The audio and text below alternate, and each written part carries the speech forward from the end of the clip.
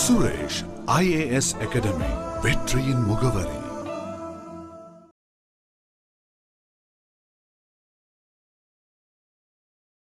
வணக்கம்.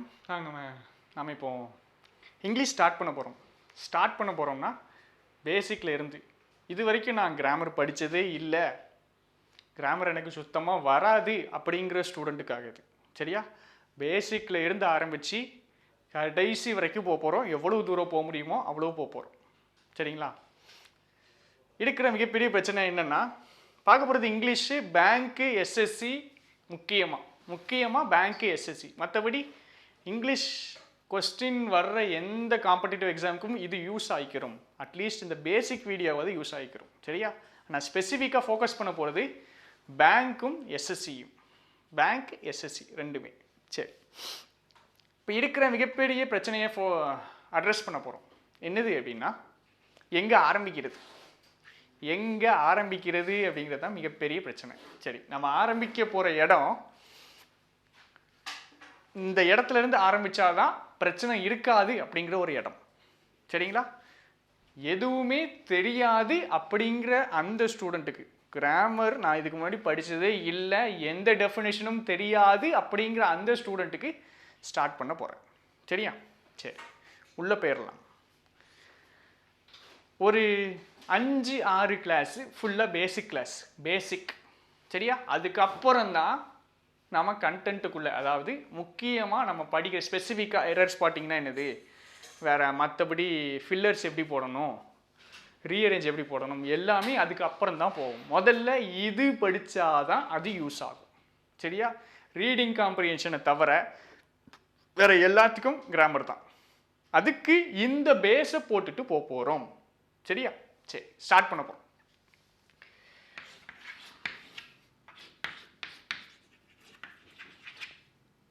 He played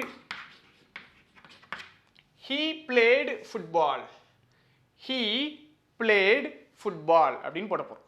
சரியா? சரி, ஃபஸ்ட்டு பார்க்க போகிறது verb அப்படின்னா என்னது. verb அப்படின்னா என்னது தெரியும் நம்மளுக்கு. verb என்னது? ஆக்ஷன். அப்படி தானே? ஆக்ஷன். He played football, அவன் ஃபுட்பால் விளையாடினான். ஆக்ஷன் எது? Action blade. ரைட்டா? ஆக்ஷன் அப்படிங்கிறது பிளேடு. சரி, அப்போ வேர்ப்னா என்ன தெரியும்? ஆக்ஷன்னு தெரியும். சரி, இப்போ இன்னொரு சென்டென்ஸ் எழுத போகிறேன்.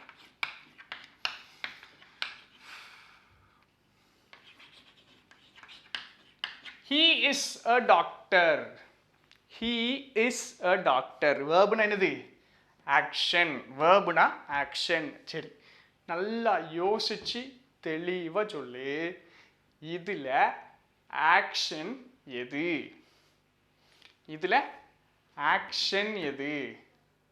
ஆக்ஷன். வேர்பு கேட்கல, எது கேட்க? வேர்புனா என்னன்னு சொல்லியிருக்கோம்? ஆக்ஷன் சொல்லியிருக்கோம். இதில் ஆக்ஷன் எது? ஆக்ஷன் இருக்கா? ஆக்ஷன் இல்லை.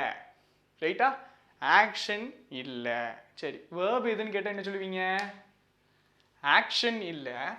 வேர்பு எது? வேர்ப் எதுன்னு கேட்டால் இஸ்ஸு அப்படின்னு நம்மளுக்கு தெரியும். இஸ்ஸு ஒரு வேர்ப். சரியா? இஸ்ஸு ஒரு வேர்ப். சரி, வேர்புனா ஆக்ஷன்னு சொல்லியிருக்கோம். இங்கே ஆக்ஷன் இல்லை, ஆனால் வேர்பு மார்க் பண்ணியிருக்கோம். எப்படி? திரும்ப சொல்கிறேன். வேர்புனா ஆக்ஷன், இங்கே ஆக்ஷன் இருக்குது. இங்கே ஆக்ஷன் இல்லை, ஆனாலும் இஸ்ஸு வேர்புன்னு மார்க் பண்ணியிருக்கோம். எப்படி அப்படின்னு பார்ப்போம். சரியா? வேர்புக்கு 2 டெஃபினிஷன் இருக்குது. அதான் பிரச்சனை. நம்ம 2வது டெஃபினிஷனை படித்தது கிடையாது, அதுதான் பிரச்சனை. வேர்புனா ஆக்ஷன் அப்படி இல்லைன்னா ஸ்டேட். இப்படின்னா என்னது? இதுக்கு தமிழ் அர்த்தம் என்னது? அவன் ஃபுட்பால் விளையாடினான். இது என்னது? அவன் ஒரு டாக்டர். கரெக்டா? அவன் ஒரு டாக்டர். முழு அர்த்தம் என்னது? அவன் ஒரு டாக்டராக இருக்கிறான் அப்படிங்கிறது. கரெக்டா? அவன் ஒரு டாக்டராக இருக்கிறான் தமிழ் அர்த்தம். சரி, இப்போ இந்த மனுஷன் இருக்கிற நிலையை சொல்ற வார்த்தை இது. அவன் ஒரு டாக்டராக இருக்கிறான்னு சொல்லியாச்சு. அவன் இருக்கிற ஸ்டேட் இல்லை அவன் இருக்கிற நிலையை சொல்ற வார்த்தை எது? அவன் இருக்கிற ஸ்டேட் இல்லை அவன் இருக்கிற நிலையை சொல்ற வார்த்தை எது அப்படின்னா இஸ். அதனால இஸ் வேர்ப். சரியா? ஆக்ஷனை சொன்னாலும் he played football played action ஆக்ஷனை சொன்னாலும் verb சரியா ஆக்ஷனை சொன்னாலும் verb இங்க ஸ்டேட்டை சொன்னாலும் verb அவன் ஒரு டாக்டராக இருக்கிறான் இதுவும் verb தான் இதுவும் verb தான் ஆனா இது ஆக்ஷனை காமிக்குது இது ஸ்டேட்டை காமிக்குது அவன் ஒரு டாக்டராக இருக்கிறான் இருக்கிற ஸ்டேட்டை காமிக்குது சரியா verb இல்லாம இங்கிலீஷ்ல ஒரு சென்டென்ஸ் கூட இருக்காது verb இல்லாம இங்கிலீஷ்ல சென்டென்ஸ் எழுத முடியாது இப்போ நீ எழுதுற எல்லா சென்டென்ஸ்லையும் என்ன இருக்கும் verb கண்டிப்பாக இருக்கும் இந்த verb கண்டிப்பாக இருக்கும் சரியா சரி அடுத்தது verb பார்த்தாச்சு verbனா ஆக்ஷன் இல்ல ஸ்டேட் அடுத்தது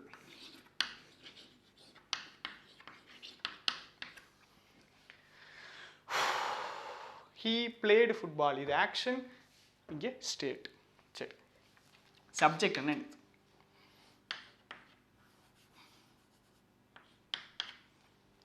சப்ஜெக்ட் என்ன verb போட்டாச்சு இப்போ என்ன போட போறோம் சப்ஜெக்ட் போட போறோம் சப்ஜெக்ட்னா என்னது இது ஆக்ஷன் அப்படிதானே இது ஆக்ஷன் ஆக்ஷனை செஞ்சவர் யார் அவன் ஃபுட்பால் விளையாடினான் ஆக்ஷனை செஞ்சது யாரு ஆக்ஷனை செஞ்சது he ஆக்ஷனை செஞ்சது he அவன் அப்படிங்கிறது சரியா அப்ப doer of the action தான் subject action verb doer of the action தான் சப்ஜெக்ட் ஆக்ஷன் verb ஆக்ஷனை செஞ்சவர் சப்ஜெக்ட் ஆக்ஷன் verb ஆக்ஷனை செஞ்சவர் சப்ஜெக்ட் சரி பார்த்தாச்சு அப்புறம் இன்னொரு முக்கியமான விஷயம் எப்பவுமே verb-க்கு முன்னாடி தான் சப்ஜெக்ட் இருக்கும் verb-க்கு முன்னாடி தான் சப்ஜெக்ட் இருக்கும் verb-க்கு பின்னாடி எழுதக்கூடாது verb-க்கு முன்னாடி தான் சப்ஜெக்ட் இருக்கும் சரியா verb-க்கு முன்னாடி சப்ஜெக்ட் verb-க்கு முன்னாடி எங்கனாலும் இருக்கலாம் முன்னாடி ஏதோ ஒரு இடத்துல இருக்கும் முன்னாடி எங்கனாலும் இருக்கலாம் அதை புரிஞ்சுக்கணும் முன்னாடி எங்கனாலும் இருக்கலாம் இங்க பக்கத்துலயே இருக்கு action doer of the action subject சரி இங்க verb எது is subject எது he னு போடுங்க he னு தெரியும் உனக்கு he னு தெரியும் சரி எதுக்கு he doer of the action doer of the action இல்ல ஆக்ஷன் இங்க இருக்கு doer of the action இங்க ஆக்ஷன் இருக்கா ஆக்ஷன் இருக்கா இல்லையா ஆக்ஷனே இல்ல எப்படி doer of the action இருப்பாரு சொல்றது புரியுதா ஆக்ஷன் இருக்கு doer of the action இருப்பாரு ஆக்ஷனே இல்ல எப்படி doer of the action இருப்பாரு அப்ப எப்படி he சப்ஜெக்ட்னு போட்டேன் இது ஆக்ஷனே இல்ல அப்ப எப்படி இது doer of the action சொல்ல முடியும் சரியா சோ இங்க பிரச்சனை இருக்கு அண்டர்ஸ்டாண்டிங்ல பிரச்சனை இருக்கு சரி ஸ்டேட் verb ஆக்ஷனா இருந்தா subject doer of the action verb ஆக்ஷன்னா subject doer of the action verb state அப்படின்னா என்ன பண்றது தமிழ்ல எழுதுற ஈஸியா இருக்கும் சரியா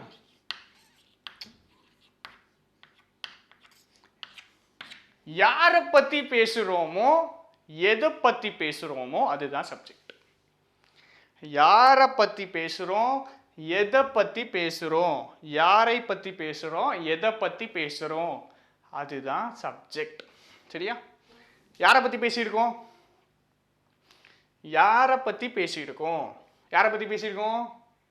அவனை பத்தி பேசியிருக்கோம் அதனால he subject he doer of the action சப்ஜெக்ட்னு சொன்னா தப்பு he ஏன் சப்ஜெக்ட்னா யாரை பத்தி சென்டென்ஸ்ல பேசியிருக்கோம்னா he பத்தி பேசியிருக்கோம் அதனால அது சப்ஜெக்ட் அப்போ நல்லா பார்த்துக்கோ verb-க்கு ரெண்டு டெஃபினிஷன் ஒன்னு ஆக்ஷன் இன்னொன்னு ஸ்டேட் verb ஆக்ஷன்னா subject doer of the action verb ஸ்டேட்னா சப்ஜெக்ட் யாரை பத்தி பேசுறோம் எதை பத்தி பேசுறோம் அதுதான் சப்ஜெக்ட் சரியா சரி இது புரியுதா அப்படின்ட்டு ட்ரை பண்ண போறோம் எக்ஸாம்பிள் போட போறோம்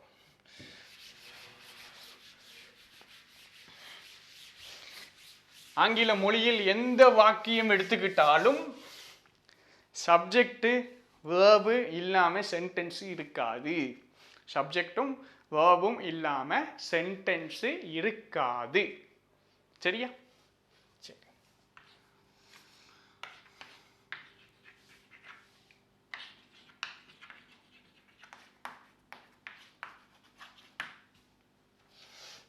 ஐ ஆம் பியூட்டிஃபுல். நான் அழகாக இருக்கிறேன்.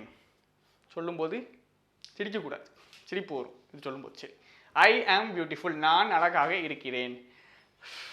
வேர்ப் எது, சப்ஜெக்ட் எது? வேர்ப் எது? நான் அழகாக இருக்கிறேன். சரியா? வேர்ப் எது? ஆம். வேர்பு ஆம். சரி, ஆக்ஷனா ஸ்டேட்டா? ஆக்ஷனா ஸ்டேட்டா? நான் அழகாக இருக்கிறேன், இருக்கிற நிலையை சொல்லுது. ஸோ இது ஸ்டேட். இது ஸ்டேட் அப்படின்னா சப்ஜெக்ட் எப்படி குறிக்கணும்? யாரை பற்றி பேசுகிறோம், எதை பற்றி பேசுகிறோம்? யாரை பற்றி பேசியிருக்கோம்? ஐயை பற்றி பேசியிருக்கோம். அப்போ ஐ தான் சப்ஜெக்ட். வேர்பை குறிச்சிட்டு தான் சப்ஜெக்ட் குறிக்கணும். வேர்பு ஆக்ஷன் அப்படின்னா doer of the action. Verb ஸ்டேட்னா யாரை பற்றி பேசுகிறோம், எதை பற்றி பேசுகிறோம், அதுதான்.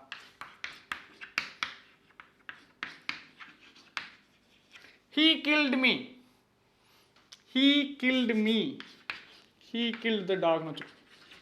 சரி, verb எது? ஆக்ஷனா ஸ்டேட்டா? ஆக்ஷன். அப்போ subject doer of the action. Action doer of the action. State யாரை பற்றி பேசுகிறோம், எதை பற்றி பேசுகிறோம்.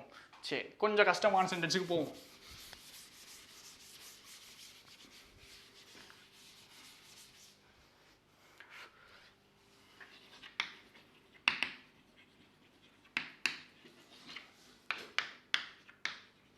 Swimming is my hobby. Swimming is my hobby. சரி, இதுக்கு முன்னாடி படித்ததை மறந்துடணும். இதுக்கு முன்னாடி படித்ததுன்னா இதுக்கு வேறு கிராமர் கிளாஸில் படித்ததெல்லாம் மறந்துடணும். இப்போ நான் சொல்லி கொடுத்ததை மட்டும் வச்சு யோசிக்கணும். இப்போ நான் சொல்லி கொடுத்ததை மட்டும் வச்சு யோசிச்சு சொல்லு. எது சப்ஜெக்ட், எது வேர்ப்? எது சப்ஜெக்ட், எது வேர்ப்? சரி, ஈஸியாகிறதுக்கு தமிழ் டிரான்ஸ்லேஷன் பண்ணிடுவோமா? ஸ்விம்மிங் என்னுடைய ஹாபி. ஸ்விம்மிங் என்னுடைய ஹாபி. சரி, தெளிவாக சொல்ல போனால் ஸ்விம்மிங் என்னுடைய ஹாபியாக இருக்கிறது. ஸ்விம்மிங் என்னுடைய ஹாபியாக இருக்கிறது. சரி, ஃபஸ்ட்டு வேர்ப் எது? வேர்ப் எது? இவ்வளவு நேரம் படித்ததை மாத்திரம் வச்சு சொல்லு. வேர்ப் எது? இஸ். இஸ் தான் வேர்ப். சரியா? ஆக்ஷனா ஸ்டேட்டா? ஸ்விம்மிங் என்னுடைய ஹாபியாக இருக்கிறது. அப்போ இருக்கிற நிலை ஸ்டேட். ஸ்டேட்டை சொல்லிட்டோம் அப்படின்னா சப்ஜெக்ட் எப்படி போடணும்? யாரை பற்றி பேசுகிறோம், எதை பற்றி பேசுகிறோம். நோட்ஸ்லாம் எடுக்க மறந்துடாதீங்க. கிளாஸில் உட்காந்து எப்படி கவனிப்பீங்களோ அதே மாதிரி கவனித்து அதே மாதிரி நோட்ஸ் எடுத்துக்கோ. சரியா? அட்லீஸ்ட்டு ஸ்க்ரீன்ஷாட்டாவது எடுத்துக்கோ. அப்போ இது நிலையை சொல்கிற வார்த்தை. சரியா? என்னுடைய ஹாபியாக இருக்கிறது. ஸ்விம்மிங் என்னுடைய ஹாபியாக இருக்கிறது நிலையை சொல்கிற வார்த்தை. அப்படின்னா யாரை பற்றி பேசுகிறோம், எதை பற்றி பேசுகிறோம். யாரை பற்றி பேசியிருக்கோம், இல்லை எதை பற்றி பேசியிருக்கோம்? யாரை பற்றி பேசியிருக்கோம், இல்லை எதை பற்றி பேசியிருக்கோம்? ஸ்விம்மிங்கை பற்றி பேசியிருக்கோம். ரைட்டா? ஸ்விம்மிங்கை பற்றி பேசியிருக்கோம். யாரை பற்றி பேசியிருக்கோம், இல்லை எதை பற்றி பேசியிருக்கோம்னா எதை பற்றி பேசியிருக்கோம், ஸ்விம்மிங்கை பற்றி பேசியிருக்கோம். இப்போ ஸ்விம்மிங்கிறது என்னது? சப்ஜெக்ட். ஸ்விம்மிங்கிறது சப்ஜெக்ட் தான். சப்ஜெக்ட் தான். இன்னொரு 5 கிளாஸுக்கு அப்புறம் இது ஏன் சப்ஜெக்ட் எப்படி வந்துச்சுன்னு எல்லாமே புரிஞ்சிடும். சரியா? ஸ்விம்மிங்கிறது என்னது கிடையாது, இந்த சென்டென்ஸில் வேர்பு கிடையாது. இந்த சென்டென்ஸில் வேர்பு கிடையாது, சப்ஜெக்ட். சரியா? சரி, இப்போ இது போகிறதுக்கு முன்னாடி ஒரு ஹோம்ஒர்க்.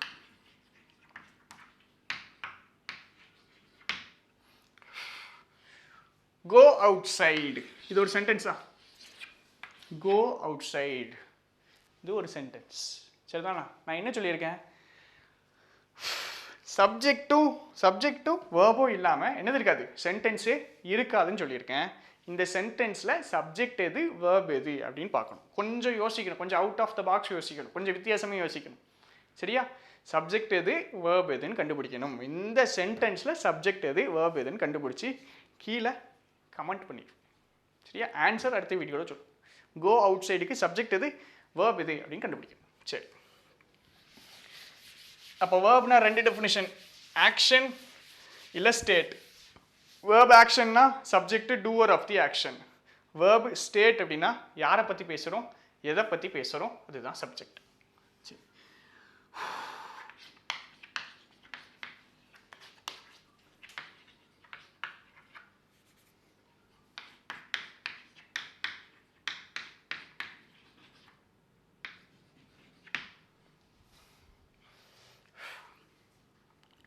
அடுத்தது படிக்க போகிறோம்.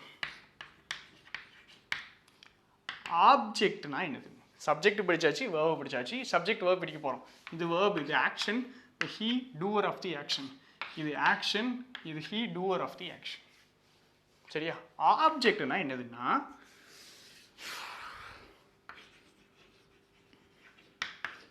வாட் இல்லை ஹூம் அப்படிங்கிற கேள்விகளுக்கு ஆன்சர் பண்ணிச்சுன்னா அது ஆப்ஜெக்ட்.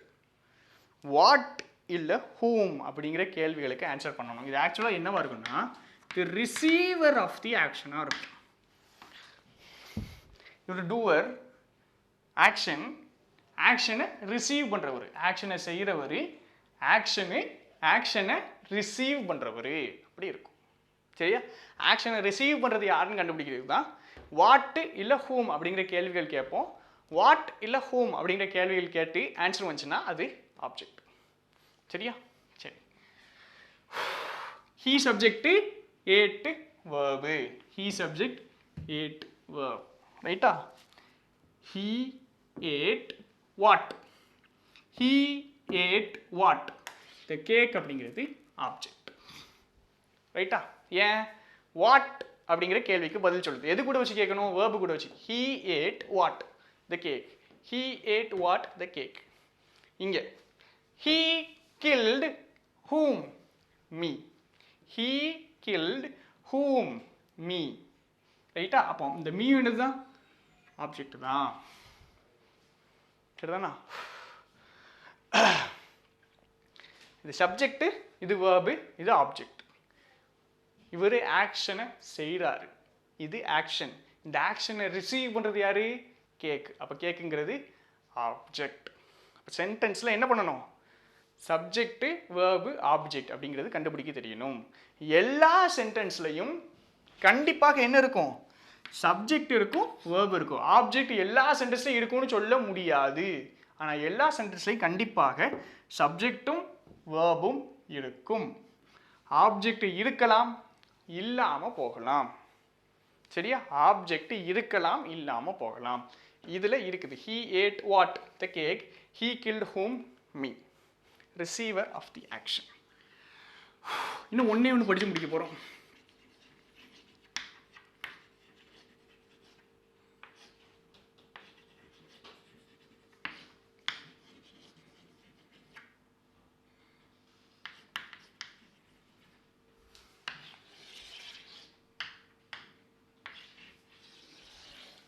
adverb அப்படிங்கிறது. adverb சப்ஜெக்ட் படிச்சாச்சு, வேர்ப் படிச்சாச்சு, ஆப்ஜெக்ட் படிச்சாச்சு. கடைசியாக படிக்கிறது adverb. சரியா? why, when, where, how அப்படிங்கிற கேள்விகள் ஆன்சர் பண்ணணும். why, when, where, how கேள்விகள் ஆன்சர் பண்ணா adverb. what இல்லை whom ஆன்சர் பண்ணா அது object. why, when, where, how அப்படிங்கிறது ஆன்சர் பண்ணா adverb.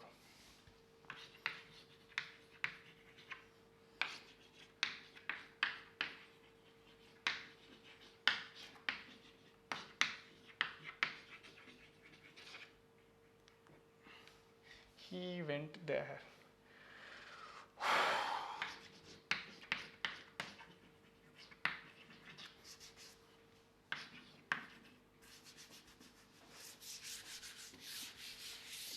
Yesterday.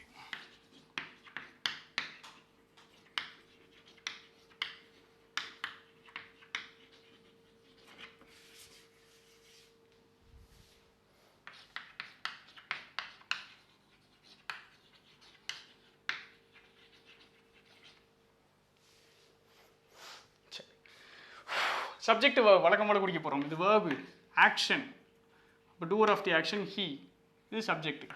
இது வேர்பு, இது டூவர் ஆஃப் தி ஆக்ஷன். இது வேர்பு, இது டூவர் ஆஃப் தி ஆக்ஷன். இது action doer of the action, action doer of the action, action doer of the action. சரி, அடுத்தது adverb. Why, when, where, how. He went, where. He went, where. வேறுங்கிற கேள்விக்கு answer பண்ணால் அது adverbனு சொல்லியிருக்கேன். இப்போ இது தேருங்கிற வார்த்தை adverb. அடுத்து we played yesterday. we subject, played verb. we played when yesterdayங்கிறது adverb. அடுத்தது we played how. நாங்கள் மோசமாக விளையாடினோம். we played how badlyங்கிறது adverb. சரியா? இப்போ 4 விஷயங்கள் படிச்சிருக்கோம். 4மே முக்கியம். சப்ஜெக்ட் வேர்ப் அப்படிங்கிறது எல்லா சென்டென்ஸ்லையும் இருக்கும். சரியா? ஆப்ஜெக்ட் இருக்கலாம் இல்லாமல் போகலாம், அட்வர்ப் இருக்கலாம் இல்லாமல் போகலாம். அட்வர்ப்னா ஒய், வென், வேர், ஹவு இந்த கேள்விகளுக்கு ஆன்சர் பண்ணால் அது adverb. we played when yesterday adverb. 4 கேள்விகளுக்கு ஏதாவது ஒரு கேள்விக்கு ஆன்சர் பண்ணாலும் அது adverb. கொஸ்டின் எப்படி கேட்கணும்? we played when, verb கூட வச்சு கொஸ்டின் கேட்கணும். we played when yesterday, verb கூட வச்சு கொஸ்டின் கேட்கணும். why, when, where, howனா adverb. what இல்லை whom அப்படின்னா object. he ate a cake, he ate what, he ate a cake, கேக்குங்கிறது ஆப்ஜெக்ட். அடுத்தது verb ஆக்ஷனாக இருக்கலாம் இல்லை ஸ்டேட்டாக இருக்கலாம். ஆக்ஷன்னா டூவர் ஆஃப் தி ஆக்ஷன், ஸ்டேட்னா யாரை பற்றி பேசுகிறோம், எதை பற்றி பேசுகிறோம் அப்படிங்கிறது தான் சப்ஜெக்ட். ஆக்ஷன்னா டூவர் ஆஃப் தி ஆக்ஷன், ஸ்டேட்னா யாரை பற்றி பேசுகிறோம், எதை பற்றி பேசுகிறோம் அப்படிங்கிறது தான். இதுதான் homework. Go outside அப்படிங்கிறதுக்கு சப்ஜெக்டாக வேர்பா ஆப்ஜெக்ட், சப்ஜெக்ட் வேர்பு கண்டிப்பாக கண்டுபிடிக்கணும். சப்ஜெக்ட் வேர்ப் இது மட்டும் கண்டுபிடிக்கணும். இந்த சென்டென்ஸ்க்கு எது சப்ஜெக்ட் எது வேர்ப்னு கண்டுபிடிக்கணும். எல்லா சென்டென்ஸ்லையும் கண்டிப்பாக என்ன இருக்கும்? சப்ஜெக்டும் வேர்பும் இருக்கும். சரி, அடுத்த கிளாஸில் கண்டினியூ பண்ணலாம். சுரேஷ் IAS அகாடமி, வெற்றியின் முகவரி.